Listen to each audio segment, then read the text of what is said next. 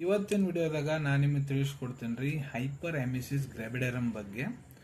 ಇದಕ್ಕೆ severe morning sickness ಅಂತಾನು ಕರೀತಾರೆ. ಹೈಪರ್ ಎಮಿಸಿಸ್ ಗ್ರಾವಿಡರಮ್ ಅಂದ್ರೆ ಏನು? ಸೊ ನೋಡ್ರಿ, ಮಹಿಳೆ ಪ್ರೆಗ್ನೆಂಟ್ ಇರ್ತಾಳೆ, ಗರ್ಭವತಿ ಇರ್ತಾರಲ್ಲ, ಆ ಹೊತ್ತಿನಾಗ ಮಹಿಳೆಯರಿಗೆ ವಾಂತಿ ಮಾಡ್ತಾರ್ರಿ. ಅವರು ವಾಂತಿ ಮಾಡೋ ಸೆನ್ಸೇಷನ್ ಇಲ್ಲ, ವಾಂತಿ ಮಾಡ್ಕೊಂತಿರ್ತಾರಲ್ಲ, ದಿನಕ್ಕೆ 4-5 ಟೈಮ್ ಮಾಡಾವಂತಾರ, ಬಹಳ ದಿನಗಟ್ಲೆ ಮಾಡಾವಂತಾರ. ಅದರ ಸಂಬಂಧ ಅವ್ರಿಗೆ ಡಿಹೈಡ್ರೇಷನ್ ಆಗೈತಿ, ಮೈಯಾಗ ನೀರಿನ ಅಂಶ ಕಡಿಮೆ ಆಗೈತಿ, ಸುಸ್ತಾಗತೈತಿ, ಚಕ್ರ ಬರತೈತಿ, ಬಹಳ ಆಯಾಸನಾಗ ಇರ್ತಾರ್ರಿ. ಸೊ ವಾಂತಿ ಬಹಳ ಸಿವಿಯರಿಟಿಲಿ ಆಗತ್ತೆ ರೀ, ಬಹಳ ಜಾಸ್ತಿ ಆಗಕುಂತೈತಿ. ವಾಂತಿ ಕ್ವಾಂಟಿಟಿನೂ ಬಹಳ ಜಾಸ್ತಿ ಹೊಂಟೈತಿ. ಅದ್ರ ಸಂಬಂಧ ಅವ್ರದ್ದು 5% ತೂಕ ಕೂಡ ಕಡಿಮೆ ಆಗೈತೆ ಅಂದ್ರೆ ಇದಕ್ಕೆ ಹೈಪರ್ ಎಮಿಸಿಸ್ ಗ್ರಾವಿಡರಮ್ ಅಂತಾರ್ರಿ.